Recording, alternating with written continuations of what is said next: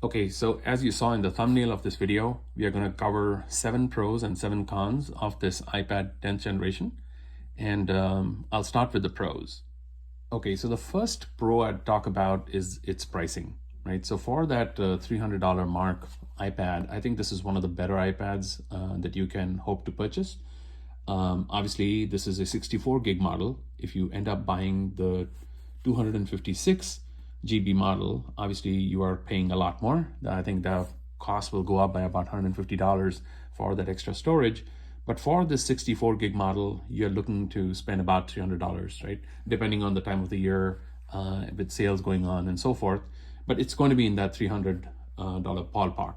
And I think it's solid pricing for what this iPad really offers to you. The next pro that I'd like to talk about is its large 10.9-inch liquid retina display.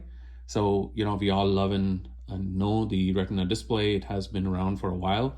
And, I think Apple screens have been fantastic from the get-go. So yeah, this one is no exception. You get a really vibrant and sharp screen, which offers a high quality viewing experience for whether it's a video, you're playing on your favorite channel, or you might be, playing any kind of or browsing the internet, for example, right? Looking up a recipe, or you are playing a game, right? So you'll see that the iPad really works nicely for some basic apps. Obviously, it might not do a lot in terms of a very advanced game, but for all these kind of basic applications, this iPad is going to be just fine. I would even say basic video editing or word processing, things of that nature, it's going to be no problems doing it on this iPad. The third pro for this iPad 10th generation is its A14 Bionic chip, right? So despite this being a budget model, the A14 chip really offers very good performance for daily tasks and everyday apps, and maybe even some light gaming, as I showed earlier. You could also do some basic photo or video editing, on this machine, and it'll hold its own. So I think for the average family that is going to use it, between kids and family use, I think this is a very good option in terms of its capability to process information and process, generally content. The fourth pro, in my opinion, is the USB-C port support. Now, USB-C, is a general standard. I think more and more Apple products are adopting the USB-C standards, and Apple is letting go of the Lightning.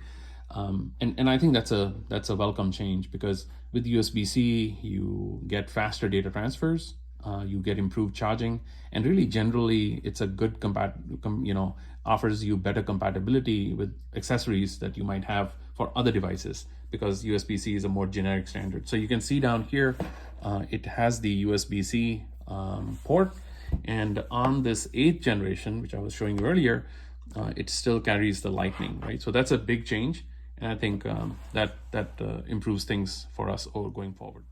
So the fifth pro, with this iPad 10th generation is the improved front-facing camera. So on here, you can see the front-facing camera is right on the top. Hopefully you are able to pick that up. So anyway, it's right up here. And I think this is a much more natural experience. A lot of people, or most people, I would say, end up using this iPad in the landscape mode when they're FaceTiming or communicating with other people. And I think a 12 megapixel ultra wide with a wide angle camera is really what you would desire. And I think this thing delivers on it. So it's going to be great for video calls and even taking selfies. It'll do a really good job, especially with features like center stage. It's going to work great. If I compare this to the older 8th generation, the camera used to be up here, right? So it was more targeted towards a portrait kind of experience, and this one is more laid out for a landscape type experience. So anyway, I think this is a great good step from Apple. So moving on to the 6th Pro, I think it's the build quality and general design and aesthetics of this iPad. Apple has a really good design team, and I think they put out products which are very desirable. And they in fact proudly display this in most of their products, designed in California and things like that. So obviously do a really good job of design, and this product is no different. I think it offers you a modern, slim design, with these flat edges, which is more, contemporary looking. And it makes it feel a bit premium, right, for the price that you're paying.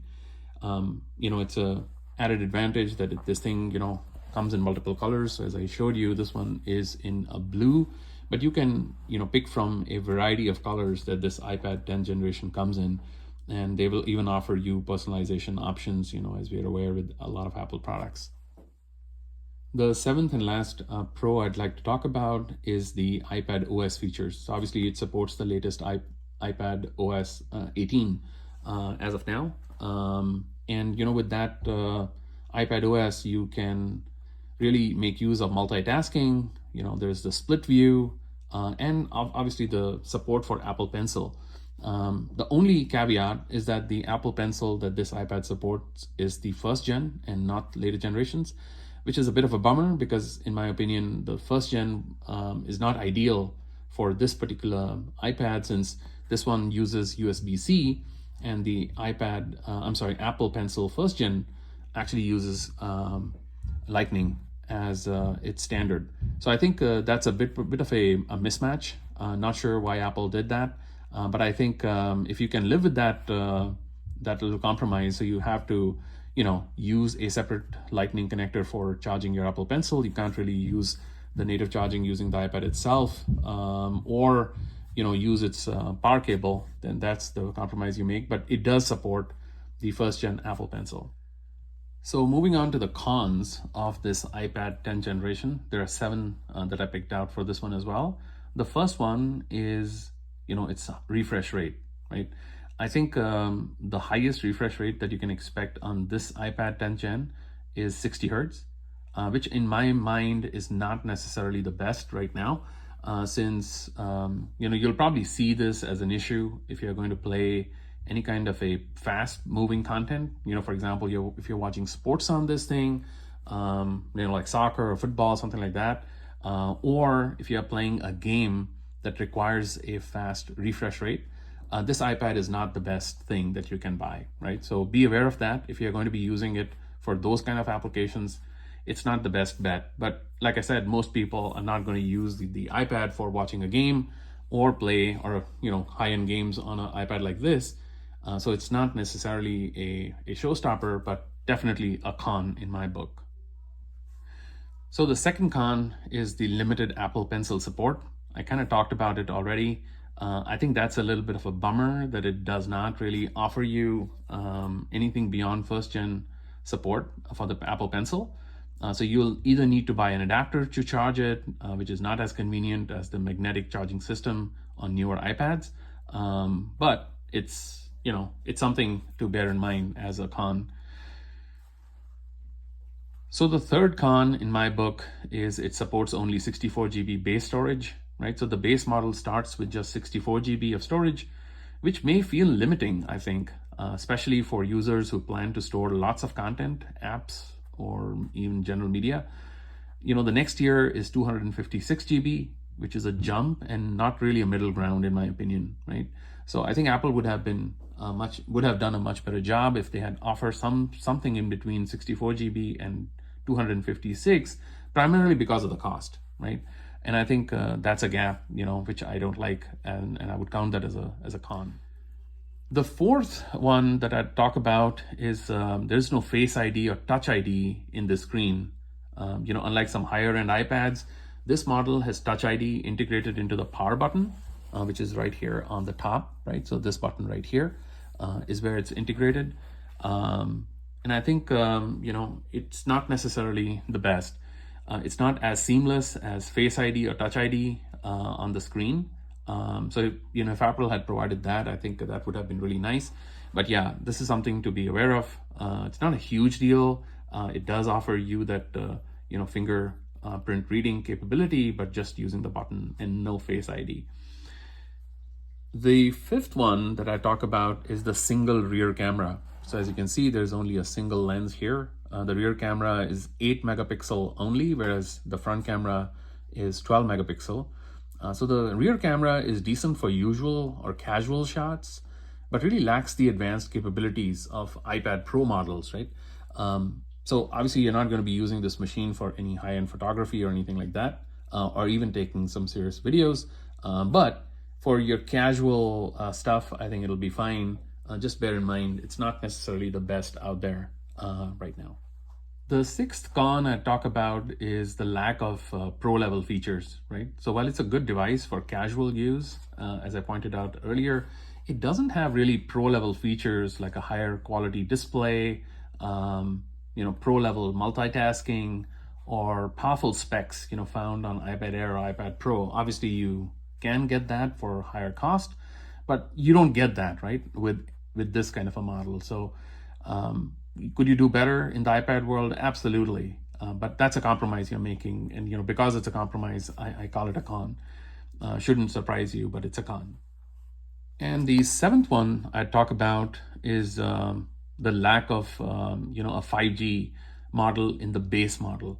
So the Wi-Fi only version is affordable, but if you want cellular connectivity, it'll cost you a lot more.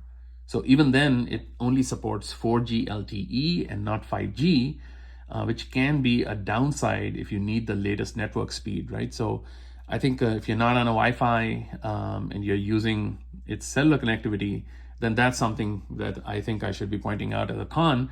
But again, if you're going to be using it around the house and you're not going to be using it on the go, using cellular connectivity, then I think that, it doesn't really count all that much. But for those of you who are going to be using it on the road, then this is something to bear in mind. There is no 5G in the base model. Okay, so overall, what's my conclusion? So the conclusion is the iPad 10th Gen is really a great choice for those who are looking for a solid, budget-friendly tablet with a good display, decent performance, and a modern design. However, if you are looking for advanced features like better performance, a higher refresh rate, or even professional grade tools, the iPad Air or iPad Pro may be more suited to your needs. So you do have to bear this in mind, that this is really for the average family user who is going to be giving an iPad to their kids, but they want to give them something that will work with today's apps, or use it for their own use, for casual video viewing, playing some games, not high-end games, but regular games, and using this for regular chores around with regular apps. I think this is going to be hands down, sufficient for most of those applications, which is really why I picked it, So if that is the kind of use case you have in mind, you can feel confident in picking up this iPad 10th Gen. I think 64 gig should not be that big an issue. I think it's plenty of space for loading normal apps and not heavy duty apps like big games with a lot of footprint. So I think 64 gig itself is not a barrier. So anyway, that's kind of my review on this. If you like this video, please do share and subscribe to the channel, and I'll see you in the next one. Thank you. Bye-bye.